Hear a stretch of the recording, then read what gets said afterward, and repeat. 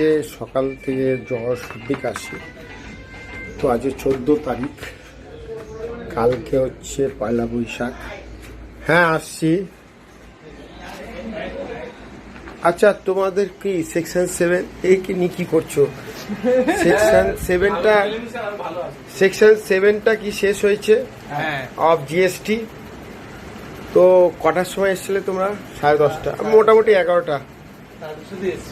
তো অনেকের আমাকে জিজ্ঞাসা করে প্যাকেজ আছে নাকি, মানে প্যাকেজ স্কিম আছে নাকি, ওটার মধ্যে সব কিছু ঢোকানো আছে।